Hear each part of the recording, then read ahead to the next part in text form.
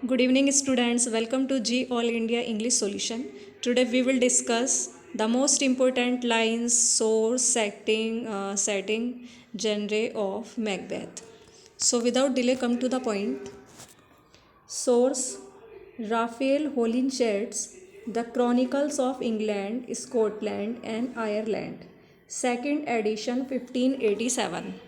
Source इसका लिया गया है, सोर्स क्या है इसका जहाँ से ये लिया गया है प्ले, राफेल होलिनशेड का एक वर्क है the chronicles of England, Scotland and Ireland, second edition 1587. Setting है इसके स्कॉटलैंड में एंड इंग्लैंड. एक बार और कैरेक्टर्स देख लेते हैं. Duncan, king of Scotland. Malcolm and Donalbain, Duncan son. Macbeth and Banquo, general in the army of king Duncan. Lady Macbeth, Macbeth's wife. Macduff, Ross, Lennox, Angus, Caithness. एक और था इसमें Menteith. Noble man of Scotland, Fleance, Banquo's son. Lady Macduff, Macduff's wife. Ross, Lennox, Angus, Menteith, Caithness. Scottish thanes, Ross, Lennox, Angus, Menteith, Caithness. ये Scottish thanes थे, Siward general of the English forces. Scotland की तरफ से थे ये. रोस, Lennox, Angus, मैंटीथ और कैथनेस.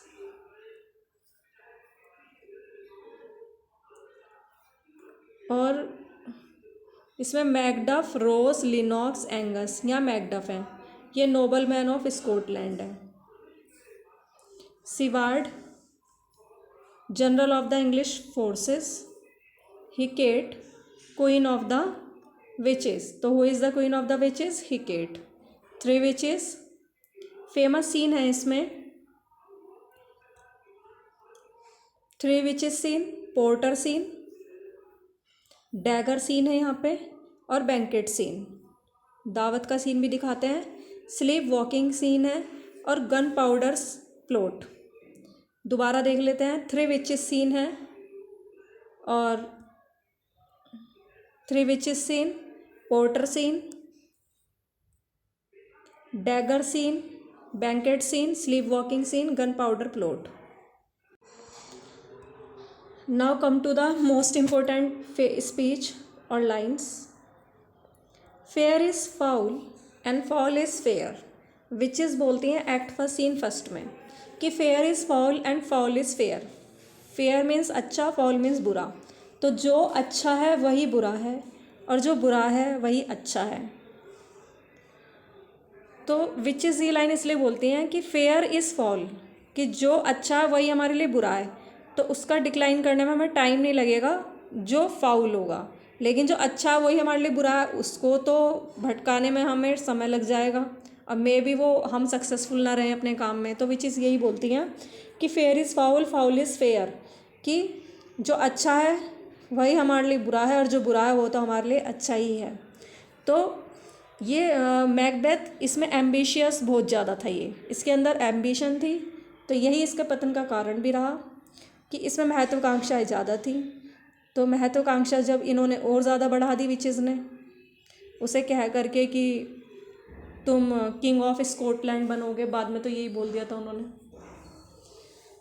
तो इसलिए उनकी महत्वाकांक्षा उसकी ज़्यादा बढ़ गई. फिर इंस्टिगेट उनकी वाइफ ने भी करा मैकबेथ की.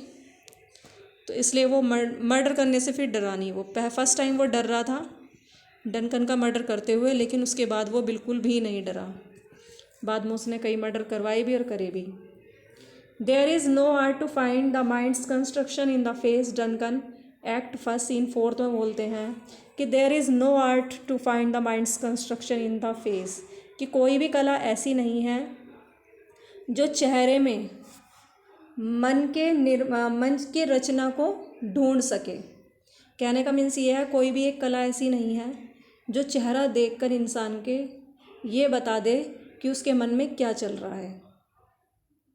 तो there is no art to find the mind's construction in the face. Duncan act first scene fourth में लाइन बोलते हैं ये, king of Scotland. Next, look like the innocent flower, एक मासूम फूल की तरह तो दिखो, but be the serpent under it, लेकिन इसके नीचे मीन्स इसके अंडर आप क्या रहो, एक सर्प बन के रहो। दिखो तो सबको अच्छे लेकिन अंदर से बुरे रहो। तो lady Macbeth act first scene fifth में बोलती हैं, एक्ट फर्स्ट सीन फिफ्थ में। और ये लाइन सारी मोस्टली लाइन इनकी इम्पोर्टेंट है, ट्रेजेडी सारी ही इम्पोर्टेंट है विलियम शेक्सपियर की। तो यहाँ तो there is no art to find the mind's construction in the face, Duncan कह रहे हैं एक्ट फर्स्ट सीन फोर्थ में ये लाइन बोल रहे हैं, लेकिन लेडी मैकबेथ बोल रहे हैं एक्ट फर्स्ट सीन फिफ्थ में, look like the innocent flower and B the serpent under it. Act और सीन भी पूछ लेते हैं तो इन्हें भी देख लेना जितना आप देख सकते हो। Will all great Neptune's ocean wash this blood clean from my hand, कि क्या सारा नेपच्यून का सारा जो महासागर है वो मेरे हाथों से इस ब्लड को धो पाएगा। तो मैकबेथ बोल रहे हैं एक्ट सेकंड सीन फर्स्ट में, कह रहे हैं will all great Neptune's ocean, यदि नेपच्यून का सारा ओशियन भी, मतलब मैं उससे धो ना जाऊँ तो वो क्या मेरे हाथ से ब्लड को धो देगा, वॉश कर देगा। तो Macbeth act second scene first में ये लाइन बोलते हैं, act second scene first. Next, to show an unfelt sorrow is an office, office means काम वर्क। तो टू शो एन अनफेल्ट, कि एक अव्यक्त जिसे महसूस ना किया गया हो, व्यक्त ना किया गया हो, तो एक अव्यक्त दुख दिखाना एक काम होता है। अव्यक्त दुख मतलब दुख को दिखाना एक काम है, और ऐसे दुख को जिसे हमने महसूस ही ना किया हो उसे वो भी दिखाना एक काम होता है। लेकिन which the false man does easy, जिसे झूठे व्यक्ति आसानी से कर लेते हैं। दुख दिखाना चाहे वो दुखी ना हो, लेकिन झूठे व्यक्ति वो ये शो जरूर कर देंगे कि वो दुखी हैं, चाहे उन्होंने दुख को फील भी नहीं किया हो। तो मैलकॉम बोल रहे हैं एक्ट सेकंड सीन सेकंड में ये लाइन कि to show an unfelt sorrow is an office which the false man does easy, कि झूठे व्यक्तियों के लिए ये काम तो बहुत आसान है, झूठे व्यक्तियों के लिए ये काम बहुत आसान है कि दुख को दिखाना। कैसे दुख को दिखाना? जो उसने कभी महसूस भी ना किया हो। Next, Duncan is in his Duncan is in his grave, Duncan अपनी कब्र में है। After life's fitful fever he sleeps well, कि डनकन अब अपनी कब्र में है। ग्रेव मीन्स कब्र भी होता है और सीरियस भी होता है, लेकिन यहाँ पर वो कब्र बोल रहे हैं कि डनकन अपनी कब्र में है। और जीवन को जो थकाने वाला बिल्कुल जीवन का जो ये फीवर होता है ना, जीवन के फीवर के बाद, मतलब जीवन को फीवर बता दिया इन्होंने, तो वो कैसे सो रहे हैं? ही स्लीप्स वेल, वो अब अच्छे से सो रहे हैं अपनी कब्र में। डनकन अपनी कब्र में अब अच्छे से सो रहे हैं इस जीवन के बुखार के बाद। इस जीवन को सहन करते करते अब वो मृत्यु को प्राप्त हो गए हैं, इसलिए वह अब अच्छे से सो रहे हैं, वो अपनी कब्र में हैं। मैकबेथ कह रहे हैं एक्ट थर्ड सीन सेकंड में। तो ये to show an unfelt sorrow is an office which the false man does easy, Malcolm बोल रहे थे एक्ट सेकंड सीन सेकंड में। अच्छी लाइन है ये भी। And Duncan is in his grave after life's fitful fever he sleeps well, important line है ये भी। Macbeth act third scene second, mostly सारी ही लाइन इसकी इंपॉर्टेंट ही है। Macbeth act third scene second में बोल रहे हैं। नेक्स्ट बहुत इंपॉर्टेंट लाइन है, here is the smell of the blood still. यहाँ ब्लड की है ना स्मेल आ रही है। All the perfumes of Arabia will not Sutton this little hand, और इस छोटे से हाथ को अरेबिया के, अरब के है ना परफ्यूम्स बहुत ज़्यादा फेमस माने जाते हैं। तो कह रहा है अरब के यदि सारे परफ्यूम्स भी मिल करके ये मिल जाए मुझे, तो इस छोटे से हाथ को वो सुगंधित नहीं कर सकते। तो here is the smell of blood still, all the perfumes of Arabia will not sweeten sweeten this little hand. Lady Macbeth act fifth scene first में ये लाइन बोलती हैं, act fifth scene first, very very important. Here is the smell of the blood still, all the perfumes of Arabia will not sweeten this little hand. Lady Macbeth, Act 5 Scene First। और यहाँ figure of speech है hyperbole और you can say exaggeration. Exaggeration, exaggeration का use किया गया है hyperbole का। तो हाइपरबोल मीन्स ये होता है एग्जाजरेशन, बात को बढ़ा चढ़ा के कहना। तो यदि अरब के सारे परफ्यूम भी मिल जाएं, सारे उसे परफ्यूम मिल जाएं, तो वो यदि अपने हाथ पे उन्हें लगाए परफ्यूम को, तो स्वीट तो कर देगी, वो उसे सुगंधित तो कर देगी, लेकिन बात को बहुत ज़्यादा बढ़ा चढ़ा के कही है इसमें। एक्ट फिफ्थ सीन फर्स्ट, कह रही है सुगंधित कर ही नहीं पाएंगे क्योंकि वो उसके माइंड में चीज़ें बैठ गई हैं, गलत काम था तो वो तो चीज़ें उसके माइंड से निकलेंगी नहीं।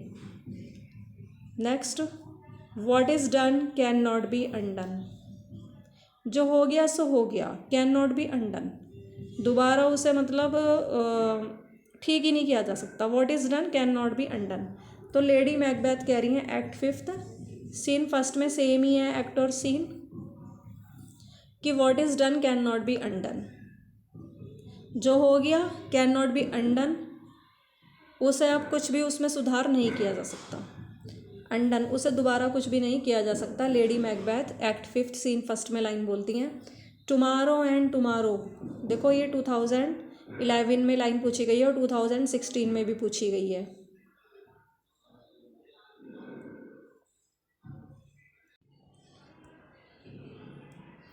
तो tomorrow and tomorrow creeps in this petty pace, कल कल कल, creeps in this petty pace. Petty means होता है तुच्छ, मतलब धीमी गति से, बिल्कुल छोटी गति से, पेस मतलब गति। तो टुमारो टुमारो टुमारो क्रीप्स रेंगता है, मतलब समय रेंगता है इस पैटी पेस से, तुच्छ गति से। आउट आउट ब्रीफ कैंडल, बाहर बाहर एक संक्षिप्त मोमबत्ती, एक छोटी सी मोमबत्ती। और life is but a walking shadow, जीवन एक सिर्फ चलती फिरती छाया है। अ पुअर प्लेयर, एक बेचारा खिलाड़ी।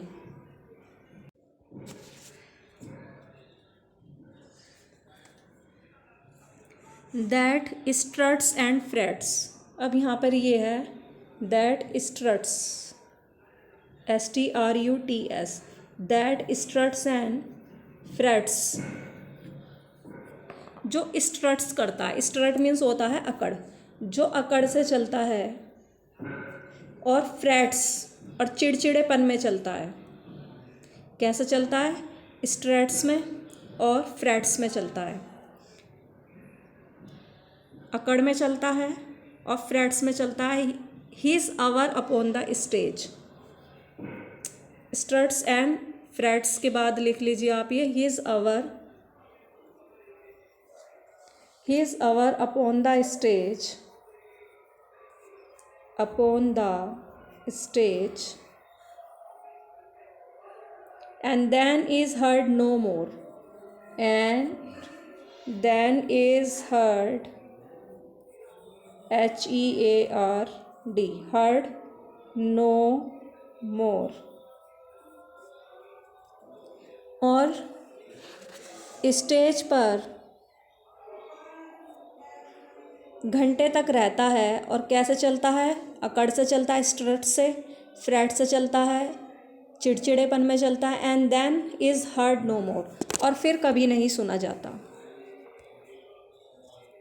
फिर कभी नहीं सुना जाता। And it is a tale, यहाँ से देख लीजिए, it is a tale told by an idiot full of sound and fury signifying nothing. ये कहानी है ना, एक मूर्ख के द्वारा बताई गई है कि जीवन क्या है, एक चलती फिरती छाया है। Full of sound and fury, ये क्रोध से भरी हुई है कहानी, साउंड से भरी गई है, शोर शराबा है बहुत इसमें। सिग्निफाइंग नथिंग, और कुछ भी प्रदर्शित नहीं करता, और इसमें कुछ भी नहीं है। Macbeth act fifth scene fifth में बोलते हैं, इंपॉर्टेंट है बहुत ज़्यादा। ये क्वेश्चन आया है कि कहाँ से ये कौन से एक्ट और सीन से लिया गया है। तो कैसे क्वेश्चन पूछ सकते हैं एग्जामिनर, तो हर तरीके से तैयार रहना चाहिए स्टूडेंट को।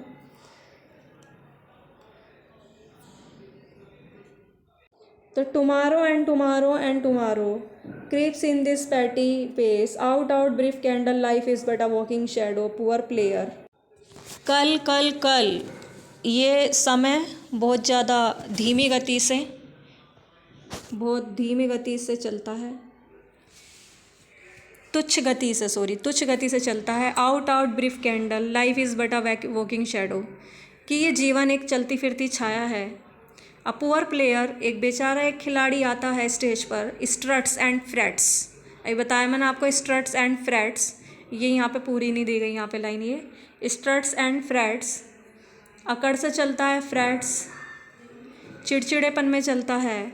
His hour upon the stage, और घंटे तक स्टेज पर रहता है। And then is heard no more, फिर वो कभी नहीं सुना जाता। It is a tale told by an idiot full of sound and fury signifying nothing, ये एक मूर्ख के द्वारा ये कहानी बताई गई है जो कि बहुत ज़्यादा शोर शराबे क्रोध से भरी गई है, लेकिन इसमें कुछ भी नहीं है, signifying nothing. Macbeth act 5 scene 5 में लाइन बोलते हैं 2016 में और 11 में, दोनों में ये क्वेश्चन आया है ये। और कहने का मीन्स ये है कि जीवन कुछ नहीं है, जीवन का पता नहीं चलता कि कब इंसान की डेथ हो जाए। तो जीवन सिर्फ एक चलती फिरती छाया है, सिर्फ हर कोई मनुष्य अकड़ में रहता है और चिड़चिड़ेपन में रहता है। एक तरह से हम यहाँ इस स्टेज पर आए हैं और अपने अपने रोल को परफॉर्म करेंगे। And then is heard no more, और फिर कभी नहीं सुने जाएंगे, मीन्स एक बार चले जाएंगे तो दोबारा वापस लौट कर नहीं आएंगे। और it is a tale told by an idiot that is then is heard no more, full of sound fury signifying nothing.